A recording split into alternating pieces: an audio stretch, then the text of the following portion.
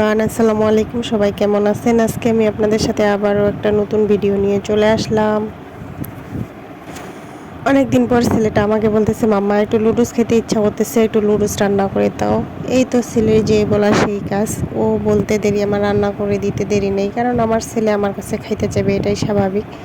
আর আমার রেডি করে দেওয়া এটা একটা দায়িত্ব। এই কারণে ও আমাকে যখন যেটা বলে তখন আমি সেটাই দেওয়ার চেষ্টা করি। এই তো শুরুতেই আমি পেঁয়াজ আর মরিচ কাটে নিতেছি, আর একদিক দিয়ে লুডো সিদ্ধ দিয়ে দিব। পেঁয়াজ একটা মেয়ে মানুষের ইমোশন, যখন পেঁয়াজ কাটতে যাই না কেন চোখ দিয়ে পানি বের হবেই হবে। সারাদিন কোনো কিছুতে কান্না না পাইলেও পেঁয়াজ কাটার সময় কান্না পাইতেই হবে, এটাই স্বাভাবিক।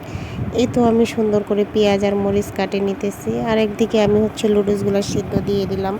আমি আগে পানিটা গরম করে নেই, পানিটা যখন বলক আসে তখন আমি লুডুসটা দিয়ে নিই, এতে করে তাড়াতাড়ি লুডুসটা সিদ্ধ হয় আর অল্পতেই হয়ে যায়।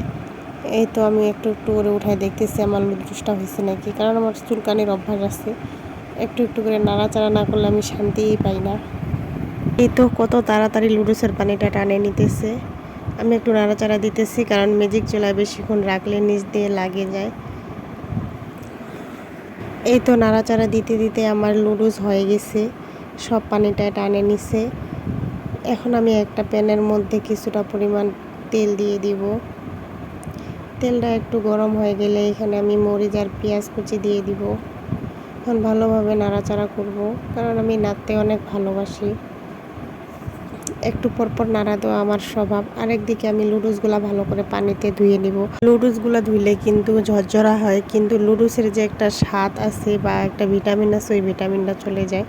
আমি অনেক সময় ধুই না, কিন্তু আজকে ধুয়ে নিলাম। এই তো আমার পেঁয়াজগুলা হয়ে গেছে, এখন আমি একটা ডিম ফাটাই দিব। ডিমটা দেওয়ার পর কিছুক্ষণ নাড়ে নিতে লাগে। আমি অত নাড়তেছি অনবরত, কারণ নাড়তে আমার অনেক অনেক ভালো লাগে। এই তো আমার ডিম প্রায় হয়ে গেছে। এখন আমি এখানে একটু লবণ কুচি অ্যাড করব, কারণ ডিমের সাথে তাইলে লবণটা মিশে যাবে, তখন আর একটু টেস্ট আসবে।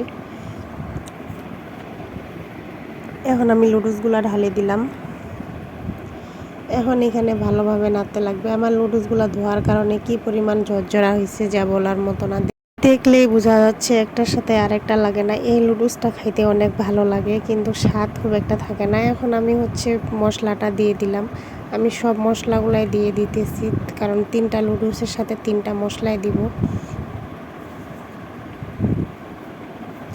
এখন আমি ভালোভাবে নাড়ে নিব, যেন মশলার সাথে লুডুস একবারে মিক্সড হয়ে যায়।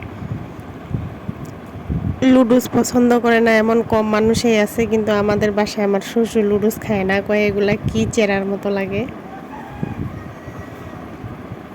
লুডুস নাকি খাইতেও না, রুচিতেই বাঁধে না, কিন্তু আমাদের কাছে কতটাই না ভালো লাগে। লুডুস হইলে তো আর কোনো কথাই নেই। এই তো বকবক করতে করতে আমার লুডুস হয়ে গেল। লুডুস এখন আমি একটু ধনিয়া পাতা অ্যাড করে দিব। ফ্রিজ থেকে ধনিয়া পাতা বের করে নিলাম।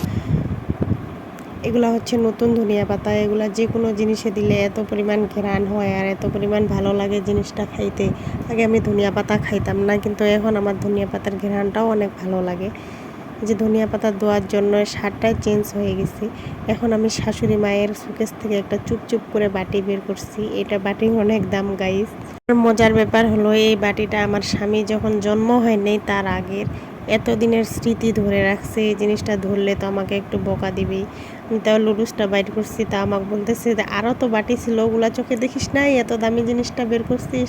আমি বললাম একটু পর সুন্দর মতো ধুয়ে টুয়ে লুডুসগুলা খাই আবার রাখে দিব। এই তো আমার লুডুসের ফাইনাল লুক। আজকে লুডুসটা দেখতে যতটা সুন্দর হয়েছে, খাইতে ঠিক অতটাই মজা হয়েছে। আজকের ভিডিওটা এই পর্যন্তই। সবাই ভালো থাকবেন, সুস্থ থাকবেন, আর দেখা যাবে নেক্সট কোনো একটা ভিডিওতে। আল্লাহ হাফেজ।